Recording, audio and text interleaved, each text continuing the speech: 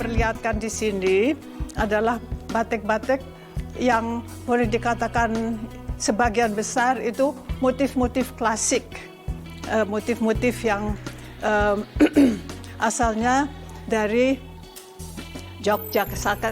Yogyakarta sama Surakarta, dicampur juga dengan motif-motif dari Banyumas. Karena apa dari Banyumas saya masukkan? Karena motifnya banyak persamaannya dengan Jogja dan Solo. Karena waktu Mataram itu kerajaan Islam pertama setelah Mojopahit. Mojopahit kan masih periode Hindu. Nah, ini yang ini termasuk kerajaan Mataram dan Banyumas masuk Mataram. Jadi bupati-bupati di Banyumas, yaitu nenek moyang saya, itu tiap tahun harus membayar pajak. Dan kalau mereka ada kegiatan, mereka harus datang.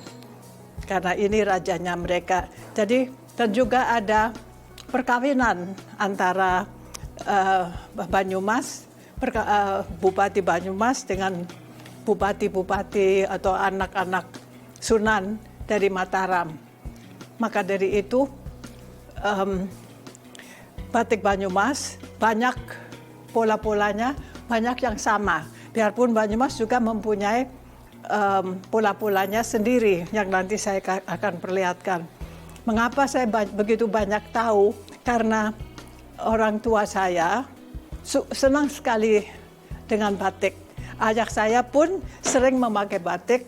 Ibu saya waktu ayah sudah pensiun, dia mulai membatik dan juga batikannya dijual. Maka dari itu, kasih lihat Nana, ada pola-pola batik yang ditinggalkan. Dan pola itu di atas kertas seadanya, macam-macam kertas. Oh, waduh ini. Nah, kadang-kadang kertas roti mereka pakai untuk polanya.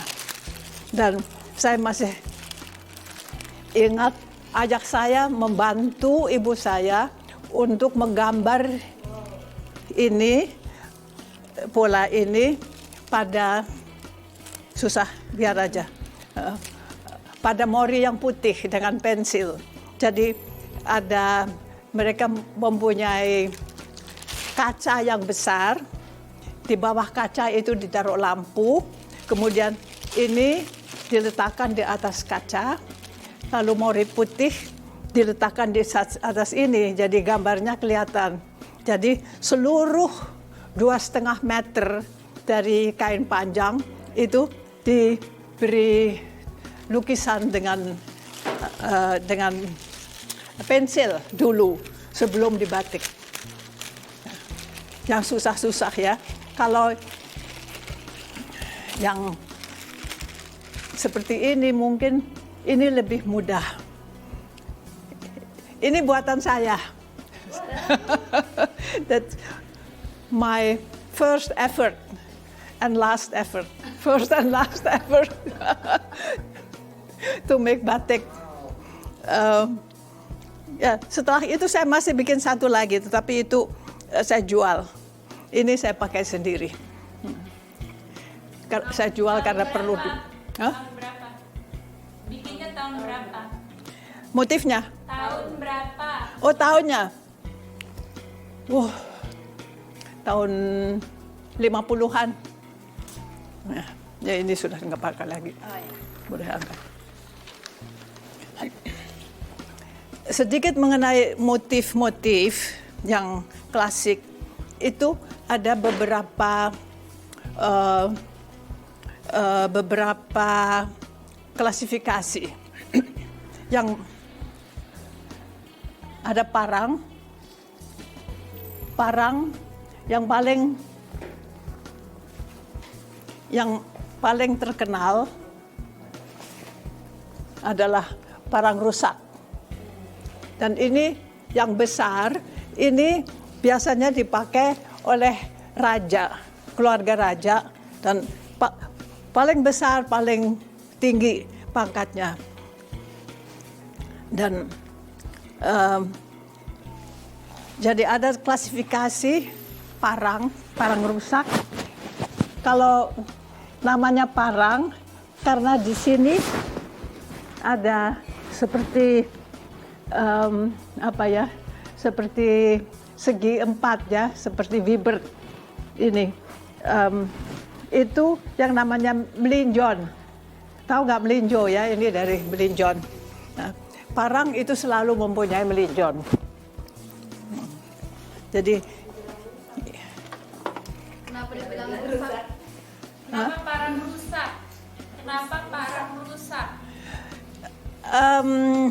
itu ada macam-macam macam-macam. Ada yang mengatakan itu padang rusa, tapi padang rusa itu apa? Padang itu bukan bahasa Jawa. Ya, parang itu senjata ya, parang mungkin parang rusa, tapi rusa pun bukan bahasa Jawa. Rusa bahasa Jawanya itu kijang atau menjangan, itu rusa. Nah ini tolong ini dulu. Jadi ini parang rusa. Ini sama, parang rusak juga, dan sangat istimewa karena ini dari lebar sampai kecil, lebih kecil, lebih kecil, lebih kecil. Ini lebih kecil lagi. Jadi ini juga parang. Ini parang curigo. Karena mungkin yang membuat curiga ya, tidak tahu namanya. Saya tidak bisa mengatakan mengapa namanya apa. Ini parang curigo yang buatan ibu saya. Ibu saya kalau membuat batik selalu saya bisa kenal karena di di salah satu ujung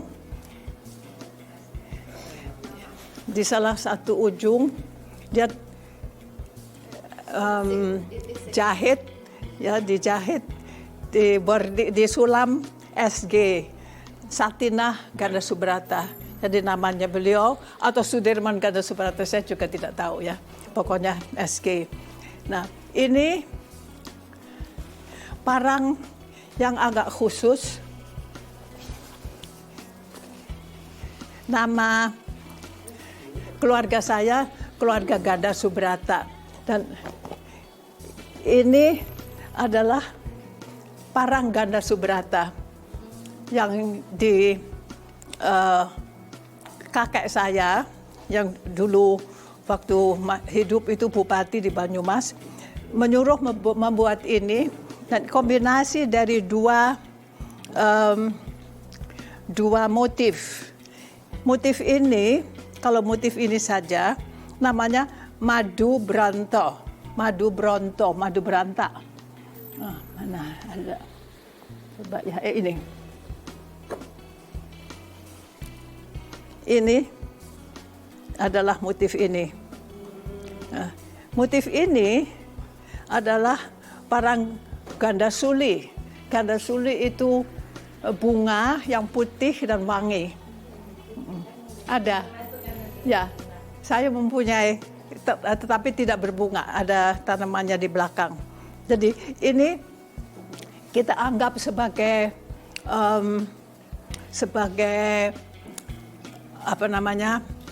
motif keluarga.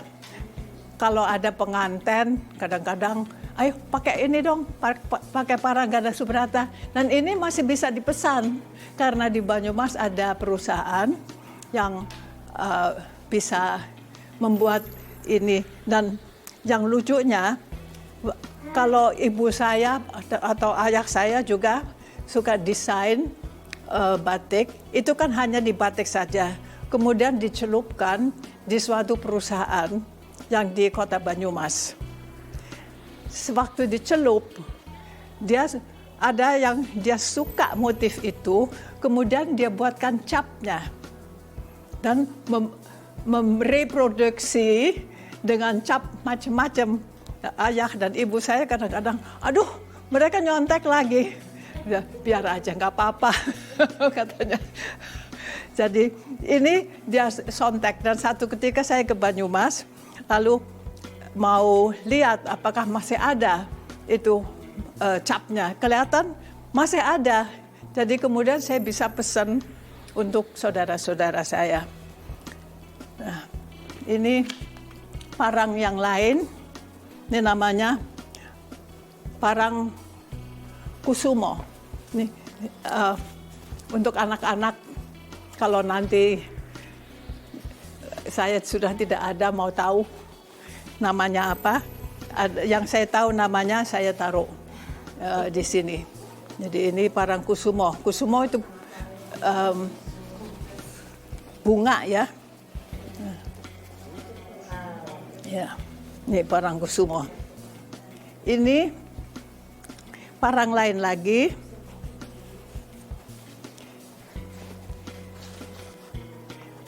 Ini namanya parang sarpo. Sarpo itu ular namanya. Jadi ini parang rusak, terus diseling dengan ini yang seperti ular.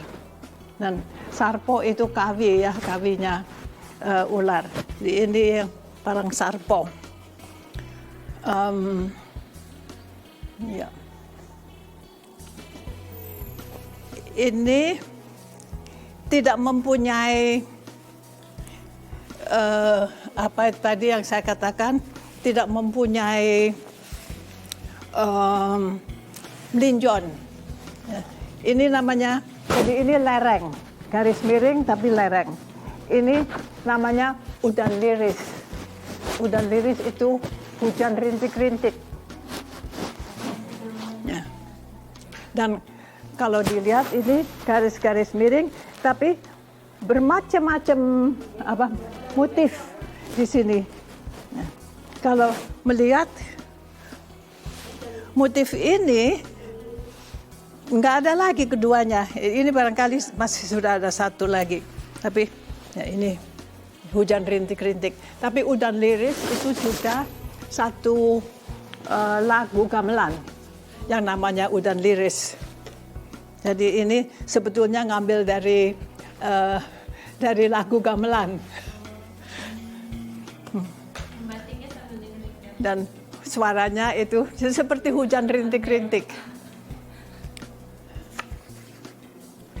Ini nggak usah. Ada kategori lain yang dinamakan kategori ceplok. Ceplok itu geometris. Jadi ini kalau dibagi begitu, itu bisa menemukan grid-nya ya. Ini buatan ibu saya, namanya Purbonegoro. Ya itu pasti dari Jogja. Jogja terkenal sekali dengan ceplokannya, ceplok atau ceplokan, motif ceplok itu yang gagah, sering dipakai kalau ada upacara-upacara. Kita lihat orang Jogja suka pakai itu. Ini coba Nan, tolong dibuka, dipegang. Ini wayang sekotak namanya. Ini tiap segi 4 isinya wayang dan semuanya lain. Ini ada Petruk. Ya, Petruk, bukan Patrick. Patrick. Petruk. Dan ada Semar. Oh, Semar di sebelah sini. Ini ya? Ada Semar. Pokoknya itu juga Petruk ya. Pokoknya ini typical Jogja. Dibandingkan dengan Jogja, kalau dibandingkan dengan yang lain, putihnya itu putih bersih. Seperti ini. Putihnya putih bersih ya.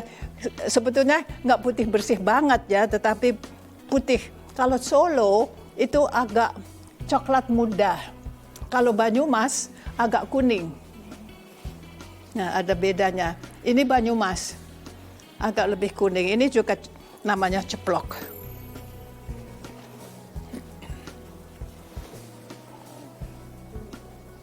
Nah, kalau dilihat ini, itu sebetulnya sangat gagah ya. Ayah saya suka pakai yang seperti ini. Ini juga ada namanya lontang Yudonegaran. Artinya apa lontang?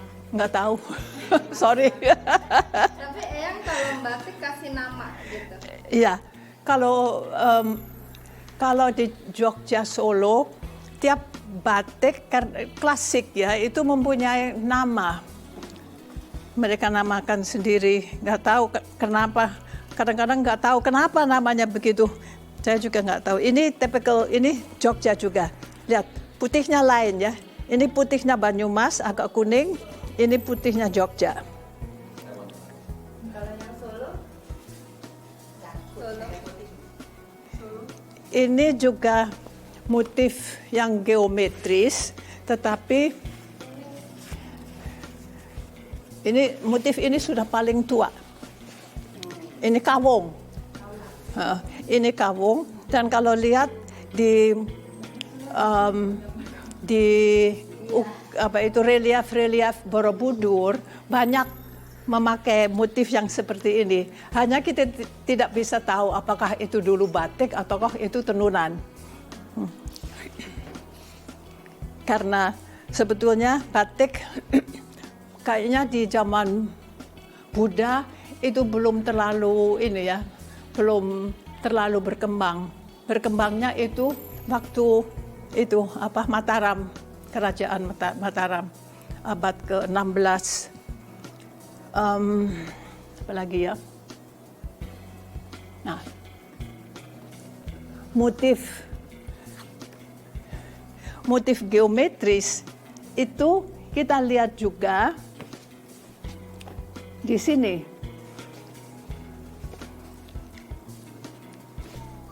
Ini sebetulnya semuanya sama, empat-empatnya sama, tapi warnanya lain.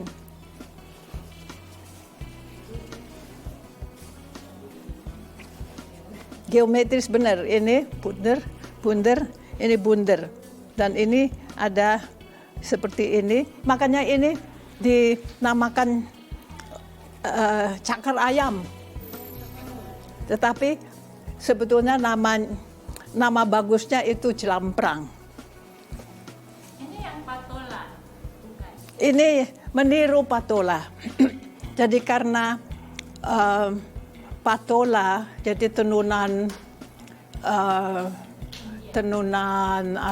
ikat ya dari sutra, dari India.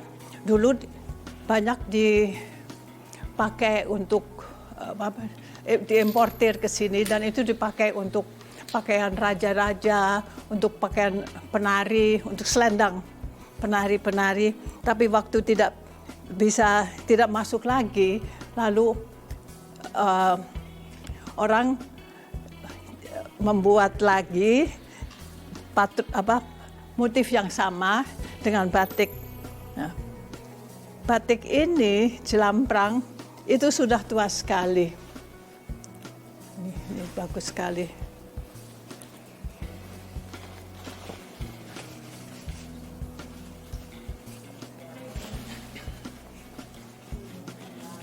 Nah, waktu akad nikah, ibu saya suruh saya memakai ini.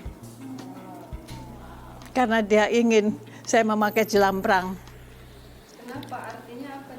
Ya, nggak tahu, mungkin karena motif itu ya, motif patola. Dan waktu itu dia suruh memberi emas-emas di sini. dilukis dengan emas. Yang emas itu setelah dicuci hilang. Untung. Soalnya saya. Itu bikin baru atau kayaknya udah ada di sana? Nah, dia beli. Saya kira ini Pekalongan. Buatan Pekalongan. Tapi ini yang batikan ibu saya. Dalam perang juga. Ini juga tiruan Patola.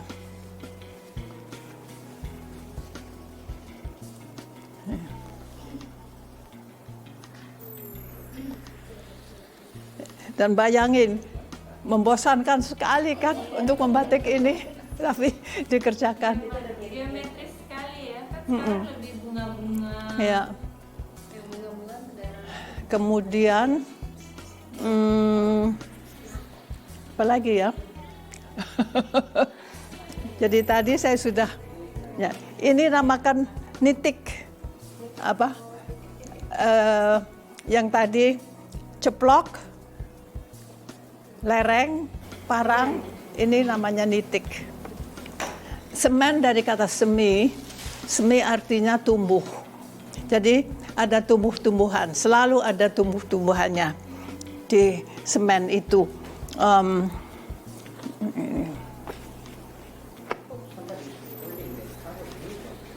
Ini Banyumas, kuning.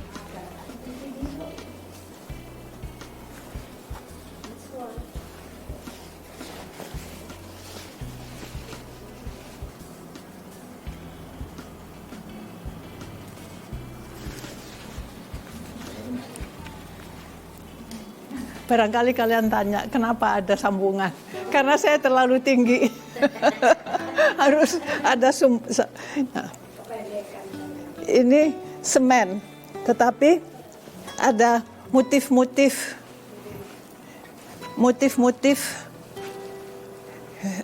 yang saya anggap itu motif-motif utama ya, seperti ini. Seperti Garuda, ada sayap, ada ekornya. Ada yang hanya merupakan sayapnya. Ada yang hanya merupakan dua sayap tanpa ekor. Itu tiap motif itu mempunyai nama sendiri. Seperti ini namanya mirong. Kalau ini, kalau hanya satu, namanya lar. Bahasa Jawa ya. Jadi ini biasanya ada gunung. Ya, ini gunung. Ini menandakan gunung. Ada motif-motif seperti ini. Ini rusa. Ada burung. Ini rusa.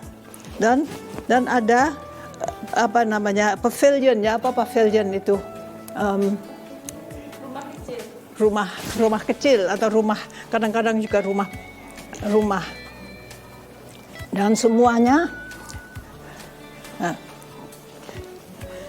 Nah ini barangkali pavilion.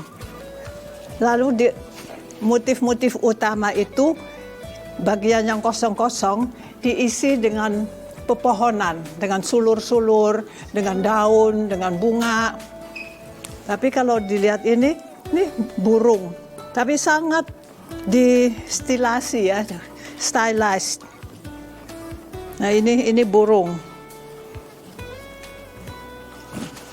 Nah, jadi inilah yang namanya semen. Jangan tanya ini apa. Kadang-kadang kita pembatik pun tidak tahu. Salah satu semen yang tipis buat Banyumas adalah ini.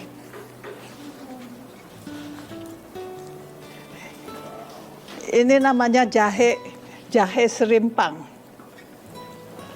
Lihat jahe. Ini jahe yang dipotong kan bentuknya seperti ini.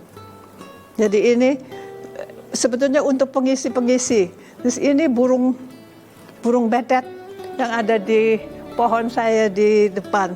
Dan ini tidak tahu ini apakah bunga atau burung yang distilasi, ada kupu-kupu dan ada bunga-bunga.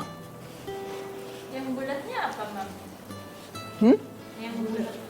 Kayak biji ini pala. Yang Ini pala. saya kira kayak buah delima ya. Mungkin delima. Mungkin. Karena ini ada titik-titik ya. Pembatik sekarang juga tidak tahu artinya apa. Tapi ada kupu, ini kupu-kupu. Ayah saya suka mendesain kain mula-mula untuk dipakai sendiri. Tapi karena dia suka memakainya, lalu banyak yang lihat, oh saya mau, saya pesen. Itu yang saya kerjakan. Ini saya pesen dari ayah saya. Ini naga.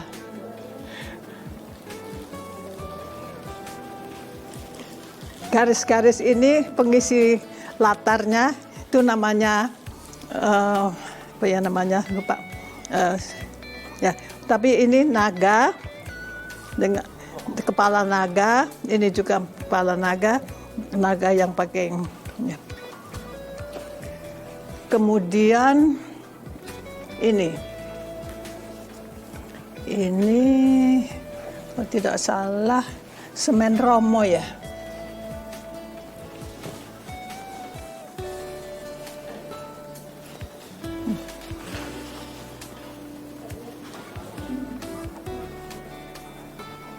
Ya. Ini typical Solo warnanya, dan juga ini dasarnya diisi dengan lingkaran kecil-kecil yang namanya ukel. Tapi lihat ada burung, ada ini burung, ini juga ada burung kecil. Ini betul semen Rama atau tidak ya? Kadang-kadang saya juga lupa namanya. Oh bukan.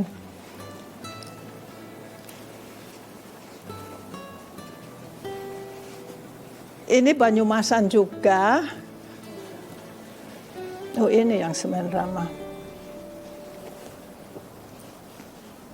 Ya, ini yang semen Rama. Bagus ya. Semen Rama. Di sini dasarnya ditutup sama sekali, dan waktu dicelup di warna coklat, di remuk-remuk begitu, sehingga di sini banyak remuk-remuk crackle ya, kayak crackle. Nah ini yang semen Rama. Ini bagus sekali ya. Beberapa motif, oh ini motif yang juga khas, juga saya yang membuat. Ini semua unsur dari Gunungan Wayang, the Tree of Life ya, pohon hidup. Jadi ini rumah dijaga oleh naga, terus di sini Makara, ada monyet, ada harimau, ada burung,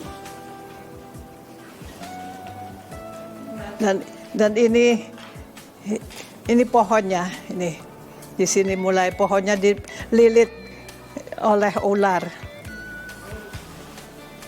Ada namanya itu, Mang? Namanya kayon.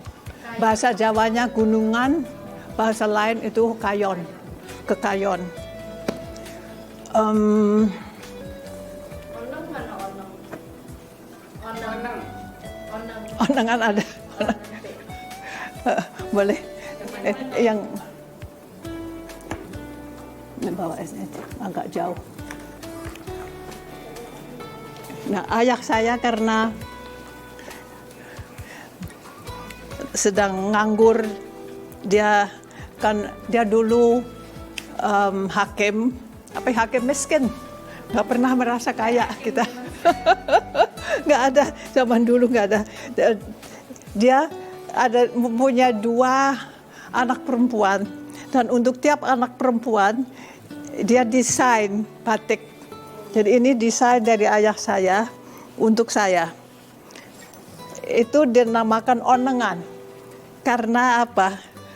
Saya punya nama Ratmini. Kalian semua tahu Ratmini.